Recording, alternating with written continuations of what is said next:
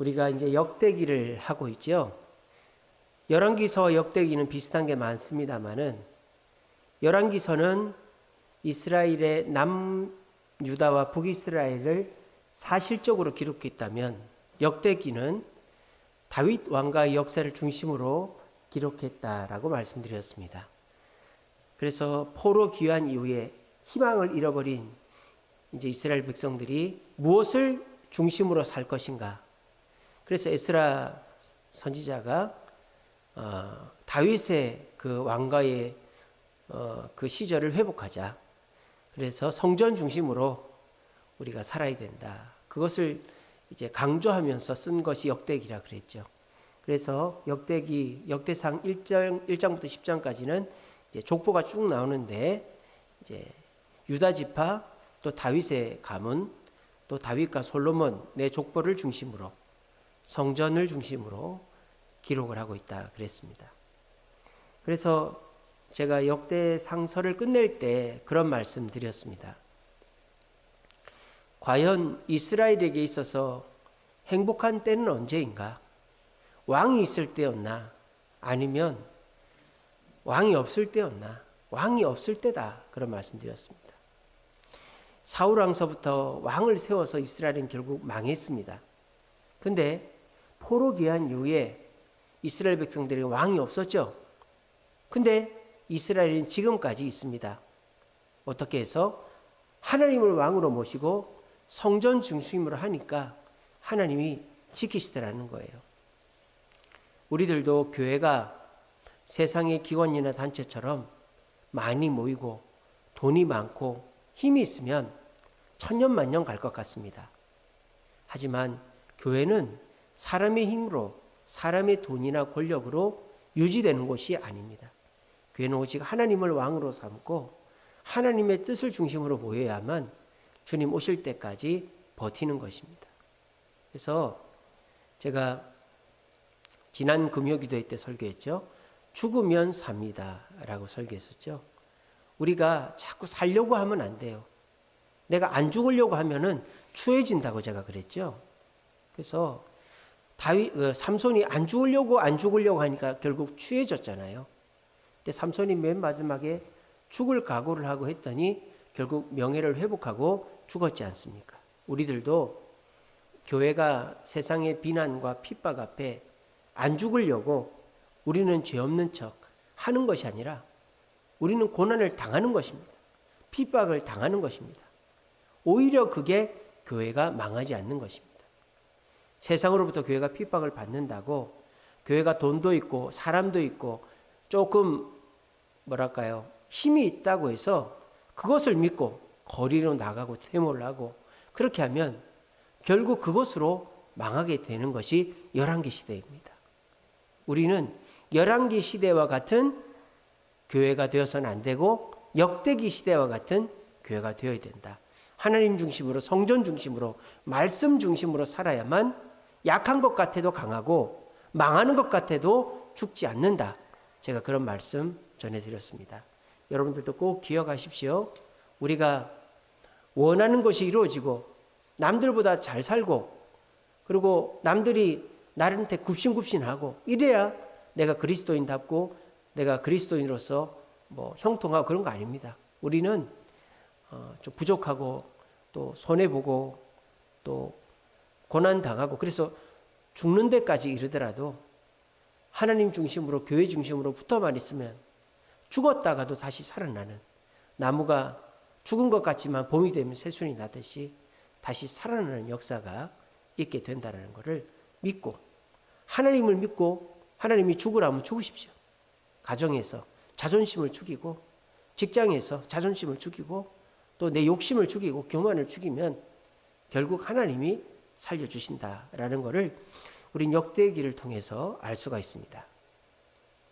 역대하서는 36장으로 되어져 있는데 우리 지난 시간에는 1장부터 9장까지 봤죠. 그래서 솔로몬이 성전을 건축하고 솔로몬이 이제 부귀 영화를 누리고 이제 죽는 것까지 봤습니다. 그래서 솔로몬이 성전을 지었던 예루살렘 모리아산에 대해서 제가 간단히 설명을 드렸었는데 지난 시간에는 성전에 대해서 제가 쭉 설명을 드렸었죠. 지난 시간에 못 보여드린 게 있어서 하나 보여드립니다. 이게 이제 항공사진인데요. 예루살렘에 대한 항공사진입니다. 제가 예루살렘은 하나의 산으로 되어 있지 않다고 그랬죠. 물론 높은 산은 아닙니다. 우리 아차산만한 산이에요. 나지막한 언덕인데 저렇게 보시면 표가 나죠. 저기 그늘로 들여진 건너편이 감람산입니다. 그 감람산 기슭이 겟세마네 동산, 올리브 나무가 있는 겟세마네 동산이고, 저 모리아산하고 감람산 사이에 그늘이 이렇게 딱 드리워져 있죠. 저게 기드론 골짜기예요. 사람이 다니는 길입니다. 그리고 그 기드론 골짜기 건너편에 모리아산, 성전산입니다. 그래서 여러분 성지순례 가시면 감람산에 베드로 수탁교회인가 거기서 건너편을 보면 이 모리아산이 보여요. 그래서 그 황금돔 사원이 보입니다. 그래서 모리아산이 있고, 모리아산 옆에 보면 조금 움푹 파인 옆에 또 언덕이 하나 있죠. 저기가 시온산이에요. 저기가 옛날에는 여부스성이 있었는데 다윗이 그 여부스성을 점령하고 자기 다윗성을 지었죠. 그래서 저 시온산이 다윗성, 다윗의 집이 있는 곳이 시온산입니다.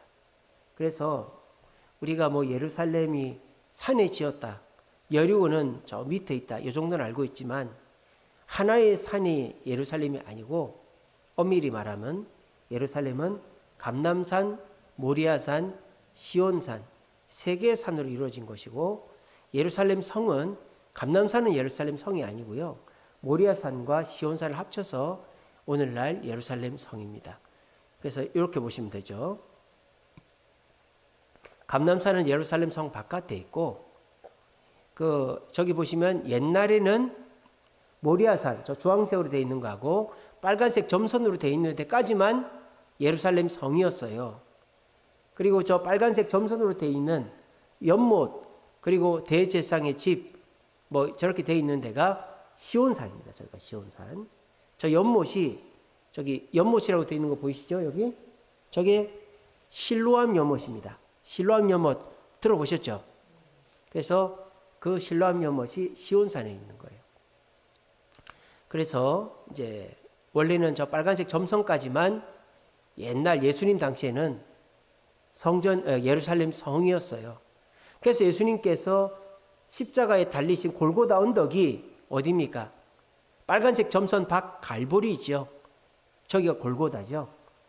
왜냐하면 사람 사형시키는 곳이 예루살렘 성 안에 있으면 안 되잖아요. 그래서 옛날에는 이렇게 밖에 있었다.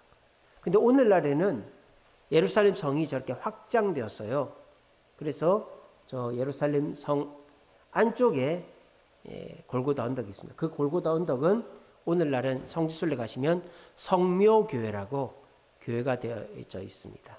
그래서 예루살렘이 저렇게 감람산과 모리아산과 시온산으로 되어져 있고, 그리고 이제 저렇게 구분된다라는 거. 실로암 연못은 밑에, 저 실로암 연못은 저 밑에 있네요. 제가 잘못 얘기했네요. 그렇게 됩니다. 그래서 이제 저 모리아산에 있는 성전이 제일 처음에는 솔로몬 성전이었다가 그 바벨론에게 멸망당해서 무너져 있다가 스룹바벨이 두 번째 성전을 짓고, 그 스룹바벨 성전을 헤롯이 증축을 했죠. 근데 로마의 그 전쟁 침입에 의해서 지금은 성전이 없습니다. 그리고 저 성전산에 있는 그 건물도 유대인의 성전이 아니라 그 이슬람인들의 모스크죠. 그 이슬람 사원이에요. 그래서 그렇게 되어 있다는 거 기억하시면 됩니다. 자, 오늘은 10장부터 21장까지 볼 건데요. 솔로몬 이후의 왕들의 이야기를 볼 겁니다. 이쪽에 보시면 여로보암이라고 왕이 되어 있죠. 여기 여로보암. 여로보암은 솔로몬의 신하였죠. 근데 솔로몬의 미움을 사서 이집트로 도망을 갔다가 솔로몬이 죽었다는 소식을 듣고 다시 이스라엘로 왔습니다. 그리고 이스라엘 10지파, 베냐민 지파와 유다 지파를 제외한 10지파를 데리고 르호보암, 저쪽에 보면 르호보암 있죠? 르호보암은 솔로몬의 아들이죠. 단판을 짓습니다. 그렇게 해서 우리가 열왕기서에 보면 늙은 신하들이 와서 르호보암에게 당신 아버지 솔로몬은 우리를 힘들게 했는데 우리를 힘들지 않게 하면 당신을 따르겠소. 그거를 늙은 신하들이 한다고 되어 있는데 여기 역대기에는 여로보암이 데리고 왔다라고 되어 있습니다. 그래서 그렇게 했는데 이 르호보암은 어떻게 합니까? 늙은 신하들의 말을 안 듣고 젊은 신하들의 말을 들어서 르호보암한테 왕이시여, 왕도 아버지처럼 그냥 뭐 하고 싶은 대로 하세요. 그래서 르호보암이 나는 우리 아버지처럼 너희들 힘들게 할 거야. 그렇게 했어요. 그래서 여로보암이 10지파를 데리고 북이스라엘을 세웠죠. 그리고 이 르호보암이 저 위에 보시면 하도람이라는 그 신하가 있죠. 이 하도람이라는 신하를 보내서 북이스라엘 사람들을 이제 일하는 데 데리고 오려고 했는데 북이스라엘 사람들이 저 하도람을 죽여버렸습니다. 그게 10장에 보면 나오고요. 그 다음에 11장에 보면 이제 르호보암이 다음 왕이 나오죠. 르호보암이 뭘 했느냐? 여러 성들을 지었다라고 되어 있어요. 여러 성들을 짓고, 그리고 스마야라는 선지자가 저기 있죠. 그 스마야라는 선지자가 북이스라엘과 싸우지 마라. 같은 형제니까 싸우지 말라고 그랬어요. 그렇게 해서 르호보암이 북이스라엘랑 싸우지 않습니다. 그리고 열왕기서에는 나오지 않는 내용이 나오는데요. 북이스라엘 쪽에도 레위인들이 있을 거 아닙니까? 레위인들은 48개 성읍에 흩어져 살았죠. 근데 그 레위인들이 이제 북이스라엘은 하느님을 잘 안 섬기니까 남유다로 넘어와요. 그게 역대기에는 나와요. 저쪽에 보시면 그림 있죠. 남왕국으로 제사장과 레위인들이 건너왔다. 그렇게 돼 있죠. 그래서 이 역대기는 그 성전, 또 성전을 섬기는 레위인들, 또 성가대 이런 것들을 강조한다 그랬죠. 그래서 열왕기서에는 안 나옵니다만 그 레위인들이 북이스라엘에 있지 않고 다 남유다로 건너왔다 하는 얘기가 11장에 나옵니다. 그리고 이집트 왕 시삭이 쳐들어와 가지고 그 약탈을 해가요. 르호보암 때. 그래서 솔로몬의 금방패를 뺏겼다 하는 얘기가 나옵니다. 그리고 르호보암이 41세에 17년 통치를 마치고 죽었다 하는 게 나오고요. 그 다음에 이쪽 보시면 13장 이제 르호보암의 아들 아비야가 왕이 됐죠. 그래서 아비야가 3년간 다스렸는데 여로보암과 전쟁을 했다. 그리고 여로보암을 이겼다라는 내용이 13장에 나오고요. 14장에 보시면 아사라는 왕이 나와요. 이 아사는 종교개혁을 했죠.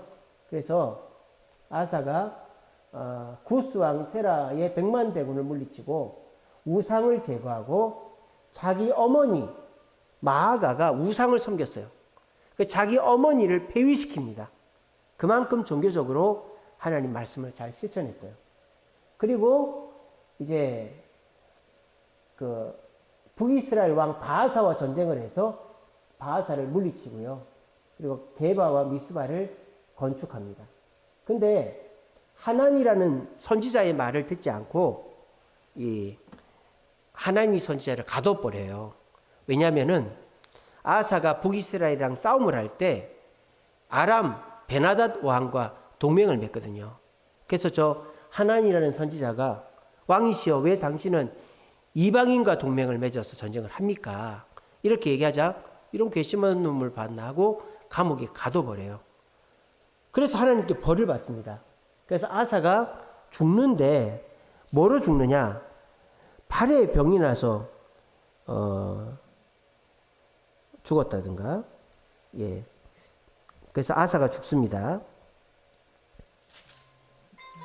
네. 발에 병이 나서 죽어요. 그래서 발에 병이 났다. 이게 뭘까? 아마도 당뇨병이 아닐까. 그렇게 봅니다. 그리고 이제 17장에 보시면 여호사밧 왕이 나오죠. 저 여호사밧 왕도 좋은 왕입니다. 보시면 산당과 아세라 목상을 부셔뜨리고 백성들에게 율법을 가르쳤다라고 되어 있죠. 근데 저 여호사밧 왕이 결정적으로 어떤 잘못을 합니까? 북이스라엘 아합 왕의 딸 아달랴와 자기 아들을 혼인을 맺어요. 그래서 북이스라엘의 그 잘못된 것들을 그냥 용인하는, 받아들이는 그런 잘못을 저질렀습니다. 그래서 그 열왕기서에 보면은 아합과 동맹을 맺어 전쟁에 나갔는데 여호사밧은 죽지 않는데 아합은 왕복을 벗었음에도 불구하고 우연히 쏜 화살에 맞아 죽었다고 제가 그랬죠. 그런데 여호사밧은 죽지 않아요. 그리고 이 역대기서에 보면 여호사밧의 잘한 점이 나와요. 그게 뭐냐? 저쪽에 보시면 그 찬양대를 앞세워서 전쟁을 했다고 되어 있죠. 찬양대를 앞세워서 모압과 암몬 연합군과 싸웁니다. 근데 하나님의 복병이 나타나가지고 저 모압과 암몬 또 세일 자손들이 자기들끼리 자중질환이 일어나서 싸우다가 전쟁에서 지고 여호사밧이 이기는 그런 내용이 나옵니다. 그래서 여호사밧이 성가대를 데리고 가서 승리했다라는, 그래서 이렇게 또 다윗 왕가의 좋은 이야기를 역대기에 또 기록을 해 놓았어요. 그리고 이제 여호람이라는 왕, 여호람은 이제 그 여호사밧의 아들이죠. 근데 저 여호람이요, 나쁜 왕이에요. 아까 말씀드린 아합의 딸, 북이스라엘 아합의 딸 아달랴의 남편이죠. 동생들을 죽여요. 그리고 뭐 나쁜 짓을 많이 하다가 여호람은 창자의 병이 들어 죽습니다. 창자의 병이 들었다는 것은 대장암으로 죽었다 이 말이죠. 그렇게 해서 죽고, 그 이후에 엘리야가 책망하고 블레셋과 아라비아에서 막 침입을 해와가지고 여호람 때 고생을 많이 합니다. 그래서 이 솔로몬 이후에 이 르호보암이 젊은 신하들의 말을 들어가지고 나라가 갈라지고, 북이스라엘과 아비야나 아사는 싸웠지만 여호사밧 왕 때에 사돈을 맺음으로 남유다도 우상 숭배하는 죄를 같이 짓게 되었다. 그래서 이 아달랴와 결혼한 여호람이 또 타락하게 되고, 여호람의 아들 아하시아는 전쟁에서 죽고, 그래서 이 아달랴가 지가 여왕이 되겠다고 다윗의 아들들 다 죽이고 지가 여왕이 됐다가 나중에 이렇게 아달랴는 근위병들한테 죽고 이런 이야기들이 있죠. 그래서 이제 솔로몬 이후에 다윗 왕가의 이야기가 이제 북이스라엘 왕들과 좀 연계해 가지고 중심은 남유다가 중심이 되도록 해서 기록이 되어 있습니다. 여러분들이 그 열왕기서 할 때 제가 말씀을 드렸는데 남유다가 강하다고 그랬어요? 북이스라엘이 강하다고 그랬어요? 북이스라엘이 강하다고 그랬죠. 그래서 그때 당시에 국가의 이렇게 강함을 보면 제일 강한 나라가 제일 북쪽에 있는 아수르, 지금의 터키 땅에 있는 아수르고, 그 다음 강한 나라가 그 밑에 있는 아람이고, 그 다음 강한 나라가 아람 밑에 있는 북이스라엘이고, 그 다음 강한 나라가 그 밑에 있는 남유다예요. 남유다가 제일 약한 나라였어요. 그러니까 열왕기서에서의 핵심적인 이야기는 북이스라엘이 핵심이겠어요? 남유다가 핵심이겠어요? 북이스라엘이 핵심이죠. 왜? 강한 나라가 북이스라엘이었으니까. 그래서 북이스라엘이 핵심으로 그 여로보암 왕서부터 예후 또 여로보암 2세 그렇게 가면서 북이스라엘 이야기가 주로 나오다가 북이스라엘이 아수르한테 멸망을 한 이후부터는 열왕기하서의 히스기야 왕의 이야기가 중심이 됩니다. 그러니까 열왕기서의 핵심은 북이스라엘이에요. 그래서 북이스라엘의 핵심이기 때문에 북이스라엘의 두 명의 선지자가 열왕기서의 핵심이죠. 북이스라엘의 두 명의 선지자, 핵심 선지자가 누구예요? 엘리야와 엘리사죠. 엘리야, 엘리사 아시죠? 불말을 타고 올라간 그 우상 숭배자 850명과 싸워 이긴 엘리야, 그리고 엘리사, 그의 제자 엘리사. 엘리야와 엘리사는 남유다 선지자가 아니에요. 북이스라엘 선지자예요. 그러니까 그만큼 열왕기서에서는 북이스라엘 중심으로 기록이 돼 있어요. 근데 이 역대기를 보면 남유다 중심으로 기록이 돼 있어요. 지금 보셔서 알지 않습니까? 북이스라엘 왕 얘기가 안 나오는 건 아닙니다만은 남유다 왕 중심으로, 그래서 르호보암, 아비야, 아사, 여호사밧, 그리고 여호람, 이렇게 남유다 왕 중심으로 기록이 되어 있어요. 왜 그럴까요? 역대기 자체가 남유다 왕이 중심이고 그 남유다 왕의 좋은 점만을 강조하는 그런 성경의 역대기서이기 때문이다. 이거를 우리가 그냥 들으면 잘 모르죠. 여러분들이 평소에 설교만 들으면 부분만 듣기 때문에 이게 역대기에 나오는 건지 열왕기에서 나오는 건지를 구분이 안 돼요. 근데 우리가 이렇게 성경 통독 세미나를 하면 어떻습니까? 그냥 빠르게 열왕기서를 보고 역대기를 보니까 열왕기서와 역대기서의 차이점이 비교가 되죠. 그리고 열왕기서에서 강조하는 것과 역대기서에서 강조하는 게 비교가 되는 것입니다. 이렇게 성경을 봐야만 우리가 성경의 내용을 제대로 파악할 수가 있는 것입니다. 제가 누누이 강조합니다마는 그 변호사, 검사 이런 분들은요, 율법 전서를 달달달 외워야 그 사법고시 합격을 합니다. 근데 우리가 보는 이 성경책은 율법 전서에 비하면은 얼마 되지도 않는 거예요. 근데 오늘날 성도들은요, 이 성경 하나 제대로 한 번도 읽어보지 못한 성도들이 80~90%입니다. 성경을 일독도 안 한 성도들이 80~90%예요.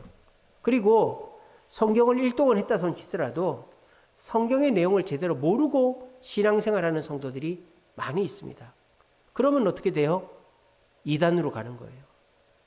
성경을 제대로 모르니까 성경을 이상하게 해석하는데 그냥 은근슬쩍 빨려 들어가는 거죠.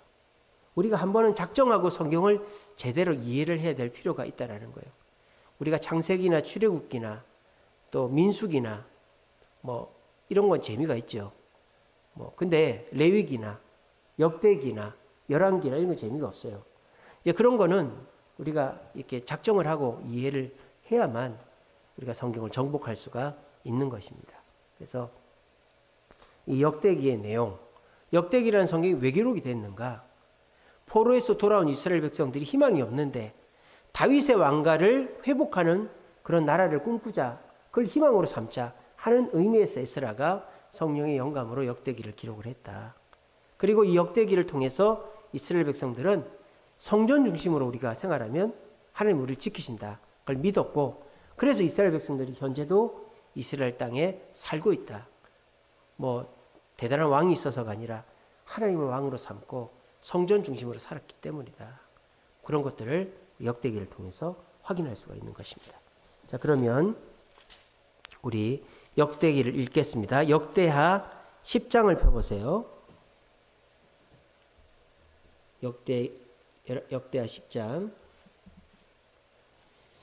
자, 역대하 10장은 이제 솔로몬 이후죠. 르호보암이 왕이 되었는데 솔로몬의 아들 르호보암이 늙은 신하들의 말을 들어가지고 이제 젊은 신하들의 말을 들어가지고 나라가 북이스라엘과 남유다로 갈라지죠.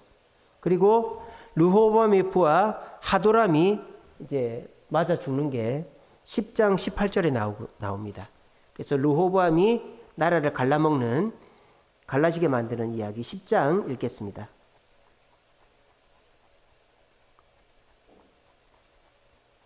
이는 온 이스라엘이 그를 왕으로 삼고자 하여 세겜에 이르렀습니다. 느밧의 아들 여로보암이 전에 솔로몬 왕의 낯을 피하여 애굽으로 도망하여 있었더니 이 일을 듣고 여로보암이 애굽에서부터 돌아오매 무리가 사람을 보내어 그를 불렀더라. 여로보암과 온 이스라엘이 와서 르호보암에게 말하여 이르되 왕의 아버지께서 우리의 멍에를 무겁게 하였으나 왕은 이제 왕의 아버지께서 우리에게 시킨 고역과 매운 무거운 멍에를 가볍게 하소서. 그리하시면 우리가 왕을 섬기겠나이다. 르호보암이 그들에게 대답하되 3일 후에 다시 내게로 오라 하매 백성이 가니라. 르호보암 왕이 그의 아버지 솔로몬의 생전에 그 앞에 모셨던 원로들과 의논하여 이르되 너희는 이 백성에게 어떻게 대답하도록 권고하겠느냐 하니 그들이 대답하여 이르되 왕이 만일 이 백성을 후대하여 기쁘게 하고 선한 말을 하시면 그들이 영원히 왕의 종이 되리이다 하나 왕은 원로들이 가르치는 것을 버리고 그 앞에 모시고 있는 자기와 함께 자라난 젊은 신하들과 의논하여 이르되 너희는 이 백성에게 어떻게 대답하도록 권고하겠느냐. 백성이 내게 말하기를 왕의 아버지께서 우리에게 매운 멍에를 가볍게 하라 하였느니라 하니 함께 자라난 젊은 신하들이 왕께 말하여 이르되 이 백성들이 왕께 아뢰기를 왕의 아버지께서 우리의 멍에를 무겁게 하였으나 왕은 우리를 위하여 가볍게 하라 하였은즉 왕은 대답하시기를 내 새끼 손가락이 내 아버지의 허리보다 굵으니 내 아버지가 너희에게 무거운 멍에를 매게 하였으나 이제 나는 너희의 멍에를 더욱 무겁게 할지라.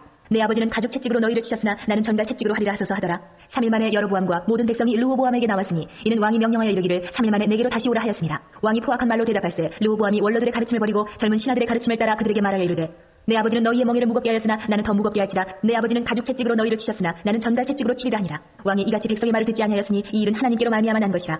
여호와께서 전에 실로 사람 아히야로 하여금 느밧의 아들 여로보암에게 이르신 말씀을 응하게 하심이더라. 온 이스라엘은 왕이 자기들의 말을 듣지 아니함을 보고 왕에게 대답하여 이르되 우리가 다윗과 무슨 관계가 있느냐? 이새의 아들에게서 받을 유산이 없도다. 이스라엘아 각각 너희의 장막으로 돌아가라. 다윗이여 이제 너는 내 집이나 돌보라 하고 온 이스라엘이 그들의 장막으로 돌아가니라. 그러나 유다 성읍들에 사는 이스라엘 자손들에게는 르호보암이 그들의 왕이 되었더라. 르호보암 왕이 역군의 감독 하도람을 보냈더니 이스라엘 자손이 저를 돌로 쳐 죽인지라. 르호보암 왕이 급히 수레에 올라 예루살렘으로 도망하였더라. 이에 이스라엘이 다윗의 집을 배반하여 오늘날까지 이르니라. 아멘. 자, 이제 르호보암이 잘한 얘기가 나와요. 열왕기서에는 안 나옵니다. 근데 다윗 왕가의 장점을 이제 많이 기록을 해놨기 때문에 르호보암의 장점이 나옵니다. 11장 4절에 보시면 북이스라엘과 싸우지 마라. 형제니까. 그 얘기가 열왕기서에는 안 나옵니다. 또 11장 5절서부터 보면 여러 성들을 지은 그런 그 공로가 나오죠. 그 열왕기서에는 안 나옵니다. 그 다음에 11장 16절에 보시면 북이스라엘에 있는 레위인들과 제사장들이 남유다로 넘어온다 하는 얘기가 나옵니다. 그래서 11장 르호보암의 그 잘한 점 읽도록 하겠습니다.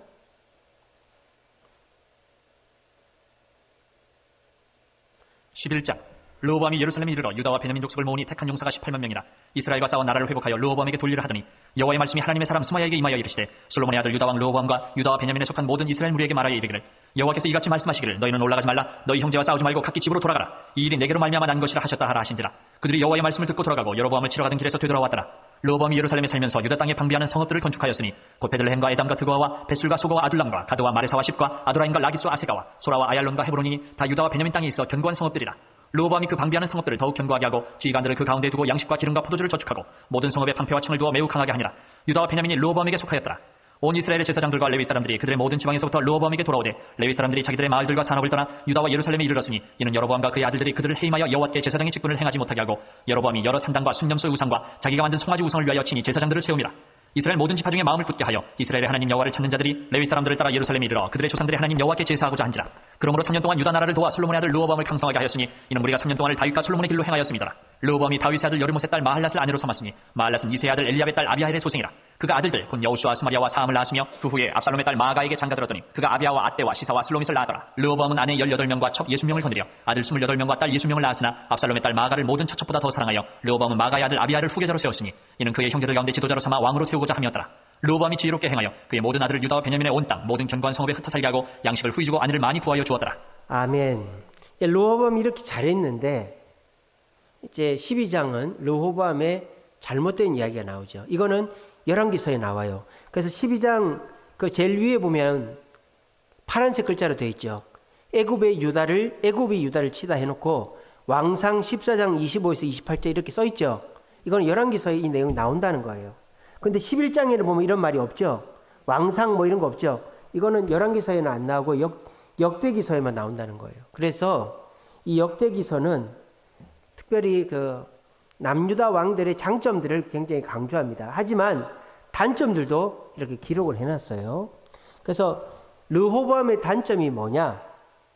그 12장 1절에 보세요. 이 나라가 견고해지니까 교만해진 거예요. 교만해져가지고 어떻게 하느냐? 여호와의 율법을 버렸어요. 그래가지고 온 이스라엘 사람들이 그 르호보암 왕이 율법을 어기는 것을 본받은 거예요. 그래 하나님 벌을 내립니다. 12장 5절에 보시면 시삭, 이 사람은 이집트 왕입니다. 시삭이 쳐들어와 가지고 이스라엘에 있는 보물을 다 뺏어가 버려요. 그리고 르호보암은 이제 죽게 됩니다. 좀 있다가 17년 다스리고 41세에 죽어요. 12장은 르호보암 왕의 문제점이 기록이 되어 있습니다. 12장 읽겠습니다. 12장 르호보암의 나라가 견고하고 세력이 강해짐에 그가 여호와의 율법을 버리니 온 이스라엘이 본받은지라. 그들이 여호와께 범죄하였으므로 르호보암 왕 제5년에 애굽 왕 시삭이 예루살렘을 치러 올라오니 그에게 병거가 1200대요 마병이 6만 명이며 애굽에서 그와 함께 온 백성 곧 리비아와 숙가구스 사람이 헤아릴 수 없이 많더라. 시삭이 유다의 견고한 성읍들을 빼앗고 예루살렘에 이르니 그때에 유다 방백들이 시삭의 일로 예루살렘에 모였는지라. 선지자 스마야가 르호보암과 방백들에게 나와 이르되 여호와께서 이같이 말씀하시기를 너희가 나를 버렸으므로 나도 너희를 버려 시삭의 손에 넘겨놓으라 하셨다 한지라. 이에 이스라엘 방백들과 왕이 스스로 겸비하여 이르되 여호와는 의로우시다 하며 여호와께서 그들이 스스로 겸비함을 보신지라. 여호와의 말씀이 스마야에게 임하여 이르시되 그들이 스스로 겸비하였으니 내가 멸하지 아니하고 저희를 조금 구원하여 나의 노를 시삭의 손을 통하여 예루살렘에 쏟지 아니하리라. 그러나 그들이 시삭의 종이 되어 나를 섬기는 것과 세상 나라들을 섬기는 것이 어떠한지 알게 되리라 하셨더라. 애굽왕 시삭이 올라와서 예루살렘을 치고 여호와의 전 보물과 왕궁의 보물을 모두 빼앗고 솔로몬이 만든 금 방패도 빼앗은지라. 르호보암 왕이 그 대신에 노스로 방패를 만들어 국문을 지키는 경호 책임자들의 손에 맡김에 왕이 여호와의 전에 들어갈 때마다 경호하는 자가 그 방패를 들고 갔다가 경호실로 도로 가져갔더라. 르호보암이 스스로 겸비하였고 유다의 선한 일도 있으므로 여호와께서 노를 돌이키사 다 멸하지 아니하셨더라. 르호보암 왕은 예루살렘에서 스스로 세력을 굳게 하여 다스립니다. 르호보암이 왕위에 오를 때에 나이가 41세라. 예루살렘 곧 여호와께서 이스라엘의 모든 지파 중에서 택하여 그의 이름을 두신 성에서 17년 동안 다스리니라. 르호보암의 어머니의 이름은 나아마요 암몬 여인이더라. 르호보암이 악을 행하였으니 이는 그가 여호와를 구하는 마음을 굳게 하지 아니함이었더라. 르호보암의 처음부터 끝까지의 행적은 선지자 스마야와 선견자 이또의 족보책에 기록되지 아니하였느냐. 르호보암과 여로보암 사이에 항상 전쟁이 있으니라. 르호보암이 그의 조상들과 함께 누움에 다윗성에 장사되고 그의 아들 아비야가 그를 대신하여 왕이 되니라. 아멘. 이제 13장은 여로보암 왕 18째 해에 아비야가 유다의 왕이 되고 예루살렘에서 3년 동안 다스리니라. 그의 어머니 13장은 이제 르호보암의 아들 아비야입니다. 이제 이 아비야는 3년밖에 왕을 못 해요. 그 아비야가 이제 북이스라엘과 싸웁니다. 그래서 이제 여기도 보면 북이스라엘과 싸우는 이유가 나와요. 13장 8절에 보세요. 너희는 큰 무리요 또 여로보암이 너희를 위하여 신으로 만든 금송아지가 너희와 함께 있도다. 그러니까 그 여로보암이 북이스라엘을 세우고 금송아지상을 단과 베델에 세웠었죠. 그래서 그런 우상 숭배하는 자들과 싸워야 된다. 그래서 이 르호보암의 아들 아비야가 북이스라엘 여로보암과 싸웁니다. 그래서 어떻게 되느냐? 이깁니다. 13장 17절 보세요. 아비야와 그의 백성이 크게 무찌르니 이스라엘이 택한 병사들이 죽임을 당하고 엎드러진 자가 50만 명이 됐다 그랬어요. 근데 이 아비야는 전쟁에서 이겼지만 3년밖에 뭔 이유인지 못 다스렸어요. 자, 13장 아비야 이야기 읽겠습니다. 13장 여로보암 왕 18째 해에 아비야가 유다의 왕이 되고 예루살렘에서 3년 동안 다스리니라. 그의 어머니의 이름은 미가야요 기브아 사람 우리엘의 딸이더라. 아비야가 여로보암과 더불어 싸울세 아비야는 싸움에 용감한 군사 40만 명을 택하여 싸움을 준비하였고 여로보암은 큰 용사 80만 명을 택하여 그와 대전한지라. 아비야가 에브라임 산중 스마라임 산 위에 서서 이르되 여로보암과 이스라엘 무리들아 다 들으라. 이스라엘 하나님 여호와께서 소금 언약으로 이스라엘 나라를 영원히 다윗과 그의 자손에게 주신 것을 너희가 알 것 아니냐. 다윗의 아들 솔로몬의 신하 느바스의 아들 여로보암이 일어나 자기의 주를 배반하고 남봉꾼과 잡배가 모여 따름으로 스스로 강하게 되어 솔로몬의 아들 르호보암을 대적하였으나 그때 르호보암이 어리고 마음이 연약하여 그들의 입을 능히 막지 못하였었느니라. 이제 너희가 또 다윗 자손의 손으로 다스리는 여호와의 나라를 대적하려 하는도다. 너희는 큰 무리요 또 여로보암이 너희를 위하여 신으로 만든 금송아지들이 너희와 함께 있도다. 너희가 아론 자손인 여호와의 제사장들과 레위 사람들을 쫓아내고 이방 백성들의 풍속을 따라 제사장을 삼지 아니하였느냐. 누구를 막론하고 어린 숫송아지 한 마리와 순양 7마리를 끌고 와서 장립을 받고자 하는 자마다 허무한 신들의 제사장이 될 수 있도다. 우리에게는 여호와께서 우리 하나님이 되시니 우리가 그를 배반하지 아니하였고 여호와를 섬기는 제사장들이 있으니 아론의 자손이여 또 레위 사람들이 수종들어 매일 아침 저녁으로 여호와 앞에 번제를 드리며 분향하며 또 깨끗한 상에 진설병을 넣고 또 금 등잔대가 있어 그 등에 저녁마다 불을 켜나니 우리는 우리 하나님 여호와의 계명을 지키나 너희는 그를 배반하였느니라. 하나님이 우리와 함께하사 우리의 머리가 되시고 그의 제사장들도 우리와 함께하여 전쟁의 나팔을 불어 너희를 공격하느니라. 이스라엘 자손들아 너희 조상들의 하나님 여호와와 싸우지 말라. 너희가 형통하지 못하리라. 여로보암이 유다의 뒤를 둘러 복병하였으므로 그 앞에는 이스라엘 사람들이 있고 그 뒤에는 복병이 있는지라. 유다 사람이 뒤를 돌아보고 자기 앞뒤에 적병으로 말미암아 여호와께 부르짖고 제사장들은 나팔을 부니라. 유다 사람이 소리 지를 때에 하나님이 여로보암과 온 이스라엘을 아비야와 유다 앞에서 치시니 이스라엘 자손이 유다 앞에서 도망하는지라. 하나님이 그들의 손에 넘기셨으므로 아비야와 그의 백성이 크게 무찌르니 이스라엘이 택한 병사들이 죽임을 당하고 엎드러진 자들이 50만 명이었더라. 그때 이스라엘 자손이 항복하고 유다 자손이 이겼으니 이는 그들이 그들의 조상들의 하나님 여호와를 의지하였습니다. 아비야가 여로보암을 쫓아가서 그의 성읍들을 빼앗았으니 곧 베델과 그 동네들과 여사나와 그 동네들과 에브론과 그 동네들이라. 아비야 때에 여로보암이 다시 강성하지 못하고 여호와의 치심을 입어 죽었고 아비야는 점점 강성하며 아내 14을 거느려 아들 22과 딸 16을 낳았더라. 아비야의 남은 사적과 그의 행위와 그의 말은 선지자 이또의 주석책에 기록되니라. 아멘. 이제 아비야의 아들 아사가 왕이 됩니다. 아사를 역대하서는 굉장히 강조해요. 그래서 14, 15, 16 세 장에 걸쳐서 아사 이야기가 나옵니다. 그래서 아사가 종교개혁을 했습니다. 14장 2절에 보시면 여호와 보시기에 선하고 정의를 행해서 이방제단 산당을 없애고 주상을 깨뜨리고 아세라상을 찍어버렸다 그랬죠. 그리고 군대를 양성을 합니다. 14장 8절에 보시면 아사의 군대는 58만 명이나 됐다 그랬어요. 근데 그 58만 명을 데리고 9절에 보시면 구스 사람 세라의 100만 대군과 싸워 이깁니다. 그래서 아사가 그렇게 강대한 나라를 만들었고요. 15장에도 보면 아사가 종교개혁을 합니다. 그리고 우상을 제거합니다. 그리고 이제 이스라엘 왕 베나닥과 싸워 이깁니다. 이스라엘 왕 바하사와 싸워 이깁니다. 근데 바하사와 싸울 때 아람 왕 베나닥과 동맹을 맺어가지고 싸우는 바람에 벌을 받아요. 당뇨병으로 발이 썩어서 죽게 됩니다. 자, 14장 아사가 왕이 되어서 종교개혁을 하고 군대를 이제 58만 명이나 만드는 얘기 14장 읽겠습니다. 14장.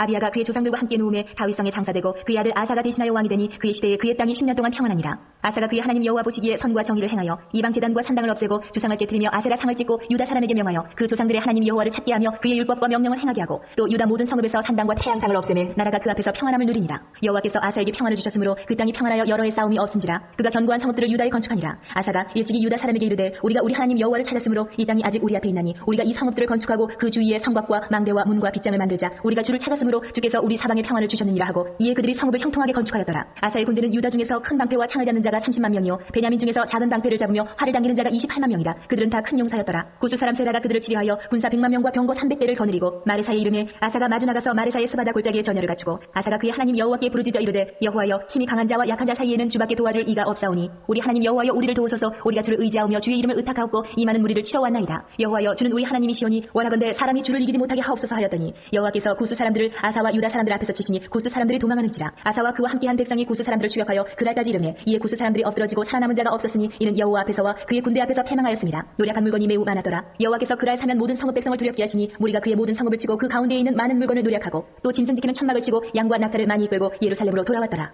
아멘. 자, 이렇게 종교개혁을 해서 승리를 했죠. 그리고 15장에 보면 아사의 종교개혁이 또 나오는데요. 16절에 보십시오. 15장 16절에 아사왕의 어머니 마하가가 아세라를 섬겼어요. 우상을. 그러자 이 마하가를 폐위시켜버립니다. 어머니라도 가차 없는 거죠. 이렇게 이 아사는 하나님 앞에 진심이었다라는 거예요. 자, 아사의 종교개혁 15장 또 읽겠습니다. 15장. 하나님의 영이 오데스의 아들 아사랴에게 임하심에 그가 나가서 아사를 맞아 이르되 아사와 및 유다와 베냐민의 무리들아 내 말을 들으라. 너희가 여호와와 함께하면 여호와께서 너희와 함께 하실지라. 너희가 만일 그를 찾으면 그가 너희와 만나게 되시려니와 너희가 만일 그를 버리면 그도 너희를 버리시리라. 이스라엘에는 참신이 없고 가르치는 제사장도 없고 율법도 없은 지가 오래되었으나 그들이 그 환란 때에 이스라엘 하나님 여호와께로 돌아가서 찾으매 그가 그들과 만나게 되셨나니 그때 온 땅의 모든 주민이 크게 요란하여 사람의 출입이 평안하지 못하며 이 나라와 저 나라가 서로 치고 이 성읍이 저 성읍과 또한 그러하여 피차 상한 바 되었나니 이는 하나님이 여러 가지 고난으로 요란하게 하셨습니다. 그런즉 너희는 강하게 하라. 너희의 손이 약하지 않게 하라. 너희 행위에는 상급이 있음이라 하니라. 아사가 이 말 곧 선지자 오데스의 예언을 듣고 마음을 강하게 하여 가증한 물건들을 유다와 베냐민 온 땅에서 없애고 또 에브라임 산지에서 빼앗은 성읍들에서도 없애고 또 여호와의 낭실 앞에 있는 여호와의 제단을 재건하고 또 유다와 베냐민의 무리를 모으고 에브라임과 므낫세와 시몬 가운데서 나와서 저희 중에 머물러 사는 자들을 모았으니 이는 이스라엘 사람들이 아사의 하나님 여호와께서 그와 함께 하심을 보고 아사에게로 돌아오는 자가 많았습니다. 아사 왕 제15년 셋째 달에 그들이 예루살렘에 모이고 그날에 노력하여 온 물건 중에서 소 700마리와 양 7,000마리로 여호와께 제사를 지내고 또 마음을 다하고 목숨을 다하여 조상들의 하나님 여호와를 찾기로 언약하고 이스라엘 하나님 여호와를 찾지 아니하는 자는 대소 남녀를 막론하고 죽이는 것이 마땅하다 하고 무리가 큰 소리로 외치며 피리와 나팔을 불어 여호와께 맹세하며 온 유다가 이 맹세를 기뻐한지라. 무리가 마음을 다하여 맹세하고 뜻을 다하여 여호와를 찾았으므로 여호와께서도 그들을 만나주시고 그들의 사방에 평안을 주셨더라. 아사 왕의 어머니 마아가가 아세라의 가증한 목상을 만들었으므로 아사가 그의 태우의 자리를 패하고 그의 우상을 찍고 빻아 기도는 시내가에서 불살랐으니 산당한 이스라엘 중에서 제하지 아니하였으나 아사의 마음이 일평생 온전하였더라. 그가 또 그의 아버지가 구별한 물건과 자기가 구별한 물건 곧 은과 금과 그릇들을 하나님에 전해드렸더니 이때부터 아사 왕 제35년까지 다시는 전쟁이 없으니라. 아멘. 자, 16. 아까 그 르호보암도 종교개혁을 하고 좋은 일을 많이 해서 나라가 강성했는데 율법을 어겨서 애굽왕 시삭이 쳐들어왔다 그랬죠. 마찬가지예요. 이 아사도 종교개혁을 하고 구스를 이겼는데 그 실수를 하죠. 16장에 보면 16장 4절 보세요. 베나닷이 아사 왕의 말을 듣고 그의 군대의 지휘관들을 보내었다. 여기서 베나닷은 아람이라는 나라의 왕이에요. 그러니까 아람 이방인 나라와 동맹을 맺어가지고 북이스라엘 바하사와 전쟁을 한 겁니다. 그래서 바하사를 이겨요. 하지만 하나님이 너 왜 이방 나라 그 다른 나라와 동맹을 맺어서 북이스라엘과 싸웠냐 그렇게 책망을 합니다. 16장 7절에 보시면 선견자 하나니를 보내서. 근데 이 아사 왕이 선견자 하나니를 감옥에 가둬버려요. 교만해가지고. 그래서 어떻게 되느냐? 16장 12절에 보시면 아사가 왕이 된 지 39년에 그의 발이 병들어 죽게 되었다 그랬죠. 당뇨병으로 죽었다 이 말입니다. 그래서 이 역대기서는 잘한 점도 기록하지만 말씀에 어긋나거나 하나님을 의지하지 않으면 가차없이 벌받는 것까지 기록이 되어 있습니다. 오늘 16장까지만 읽겠습니다. 16장 아사 왕의 실수와 죽음 16장 읽겠습니다. 16장. 아사왕 제36년에 이스라엘 왕 바하사가 유다를 치러 올라와서 라마를 건축하여 사람을 유다 왕 아사에게 왕래하지 못하게 하려 한지라. 아사가 여호와의 전 곡간과 왕궁 곡간에 은금을 내어다가 다메섹에 사는 아람 왕 베나닷에게 보내며 이르되, 내 아버지와 당신의 아버지 사이에와 같이 나와 당신 사이에 약조하자. 내가 당신에게 은금을 보내노니 와서 이스라엘 왕 바하사와 세운 약조를 깨뜨려 그가 나를 떠나게 하라매. 베나닷이 아사 왕의 말을 듣고 그의 군대 지휘관들을 보내어 이스라엘 성읍들을 치되 이온과 단과 아벨마임과 납달리의 모든 국고 성들을 쳤더니 바하사가 듣고 라마 건축하는 일을 포기하고 그 공사를 그친지라. 아사 왕이 온 유다 무리를 거느리고 바하사가 라마를 건축하던 돌과 제목을 운반하여다가 게바와 미스바를 건축하였더라. 그때에 선견자 하나니가 유다 왕 아사에게 나와서 그에게 이르되, 왕이 아람 왕을 의지하고 왕의 하나님 여호와를 의지하지 아니하였으므로 아람 왕의 군대가 왕의 손에서 벗어났나이다. 구스 사람과 룹 사람의 군대가 크지 아니하며 말과 병거가 심히 많지 아니하더이까. 그러나 왕이 여호와를 의지하였으므로 여호와께서 왕의 손에 넘기셨나이다. 여호와의 눈은 온 땅을 두루 감찰하사 전심으로 자기에게 향하는 자들을 위하여 능력을 베푸시나니 이 일은 왕이 망령되이 행하였은즉 이후부터는 왕에게 전쟁이 있으리이다 하네. 아사가 노하여 선견자를 옥에 가두었으니 이는 그의 말에 크게 노하였음이며 그때에 아사가 또 백성 중에서 몇 사람을 학대하였더라. 아사의 처음부터 끝까지의 행적은 유다와 이스라엘 열왕기에 기록되니라. 아사가 왕이 된 지 39년에 그의 발이 병들어 매우 위독하였으나 병이 있을 때에 그가 여호와께 구하지 아니하고 의원들에게 구하였더라. 아사가 왕이 있은 지 41년 후에 죽어 그의 조상들과 함께 누움에 다윗성에 자기를 위하여 파두었던 묘실에 무리가 장사하되 그의 시체를 법대로 만든 각양향 지뢰를 가득 채운 상에 두고 또 그것을 위하여 많이 분향하였더라. 아멘. 자, 17장은 읽지는 않습니다. 이제 여호사밧이 왕이 됐는데 이 여호사밧이 어떤 큰 죄를 지었다? 북이스라엘 아합 왕과 사도를 맺었다 그랬죠. 제가 계속 강조하는데 여러분 제발 이제는 알아먹을 때도 됐습니다. 그래서 여호사밧이 남유다를 타락시킨 거예요. 이 전까지는 북이스라엘과 전쟁을 했죠. 근데 이렇게 혼인을 맺음으로 이제 타락해버린 거예요. 여호사밧 때. 근데도 이 역대기서에는 여호사밧의 장점이 이렇게 기록이 되어 있죠. 뭡니까? 성가대를 앞서서 전쟁에 이겼다라는 것이 기록이 되어 있어요. 그리고 여호사밧의 아들 여호람은 완전 나쁜 놈이죠. 동생들 죽이고 그렇게 이제 하다가 창자의 병이 들어 죽죠. 그게 21장입니다. 그래서 오늘 21장까지인데 17장부터 21장까지는 집에서 읽고 오시고 다음 시간에는 22장서부터 이제 하도록 하겠습니다. 방송실 화면 바꿔주세요. 제 얼굴로 바꿔주세요. 우리가 얼굴 너무 큽니다. 좀 작게 했어요. 나도 부담스러운데. 자, 제가 여기 혀 옆에 혓바늘이 돋아가지고 말을 할 때마다 아파요. 이게 안 낫네요, 안 나. 저도 이제 몸이 다 됐나 봅니다. 예전에는 하룻밤만 자고 일어나면 안 돼요. 요즘 잘 안 나요. 발음할 때마다 발음이 자꾸 꼬이는 거 죄송합니다. 그래서 우리가 지금 열왕기서와 역대기서를 이렇게 순식간에 그러니까 빠르게 공부를 하니까 딱 표가 나죠. 열왕기서는 북이스라엘 왕들이 중심이다. 역대기서는 남유다 왕들이 중심이라는 게 딱 표가 나죠. 그리고 열왕기서에서는 북이스라엘 왕들 중에서도 선지자 두 사람 엘리야와 엘리사 중심으로 가고 있다는 게 표가 나죠. 근데 역대기서는 왕들 중심으로 가고 있다는 게 표가 나죠. 그죠? 이게 성경을 우리가 설교로 듣는 것도 중요하지만 이렇게 공부를 한번 하는 거가 중요하다라는 거예요. 그래서 우리가 역대기서는 이때 당시에 강대국은 북이스라엘임에도 불구하고 남유다 왕들의 이야기를 중심으로 기록하고 있는 것이 우리가 공부를 해보니까 명확하게 드러납니다. 그리고 또 중요한 것이 뭐라고 그랬습니까? 하나님의 백성이라고 해도 율법을 어기고 우상을 섬기고 하나님의 말씀, 선지자를 가두고 이렇게 하면 벌을 받는다. 아사가 잘 하다가 발에 당뇨병이 걸려 죽고 르호보암이 잘 하다가 율법을 어겨서 애굽 왕 시삭이 침입해서 물건을 훔쳐가가지고 방패가 없어가지고 방패를 보초 쓸 때마다 서로 바꿔가면서 쓰고 막 그런 비참한 일이 벌어지잖아요. 그래서 이 역대기서에서 우리에게 가르쳐 주는 것은 하나님은 하나님의 백성을 중심으로 역사를 움직이신다라는 거예요. 그러니까 역대기서는 중심이 남유다 왕국이니까 여러분 이 세상의 중심이 어디겠어요? 이 세상의 중심은 여러분입니다. 내가 이 세상의 중심이다. 그렇게 생각을 하세요. 하나님은 나를 중심으로 세상을 움직이십니다. 역대기가 그렇잖아요.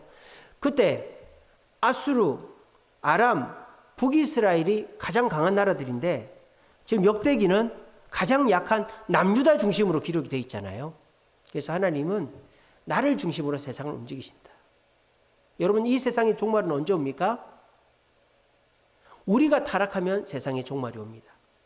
세상이 타락해서 종말이 오는 게 아니라 교회가 타락하고 하나님의 백성들이 타락하면 세상의 종말이 오는 거예요. 하나님은 우리를 보고 계신다는 것을 기억하십시오. 우리가 말씀 중심으로 살면 우리 때문에 우리 가정과 우리 사회가 복을 받을 것이고, 우리가 하나님 말씀을 어기면 우리 때문에 우리나라와 우리 사회가 벌을 받는다는 것을 역대기를 통해 알 수 있습니다. 아까 봤지 않습니까? 르호보암이 율법을 어기니까 이집트의 왕이 쳐들어와서 이스라엘이 약탈당하잖아요, 남유다가. 또 아사가 교만해갖고 아람과 동맹을 맺으니까 이제 스마엘을 가두고 이제 남유다의 아사 왕도 병이나 죽지 않습니까? 이처럼 하나님은 우리를 주목하시고 우리가 말씀대로 잘 살면 나로 말미암아 우리 가정과 우리 지역이 복을 받지만, 내가 하나님 뜻대로 살지 못하면 나로 말미암아 이 세상에 재앙이 닥친다라는 걸 기억하시고, 여러분, 하나님은 이 세상을, 대통령을, 대기업 회장을 중심으로 살지 않고 나를 지켜보시고 내가 잘하면 나로 말미암아 세상에도 복을 주신다라는 걸 기억하시며, 하나님 뜻 가운데서 여러분들이 굉장히 중요하다는 걸 기억하시고 하나님 뜻 가운데 바르게 살아서 복의 근원이 될 수 있는 저와 여러분들 되시기를 간절히 바랍니다. 기도하겠습니다.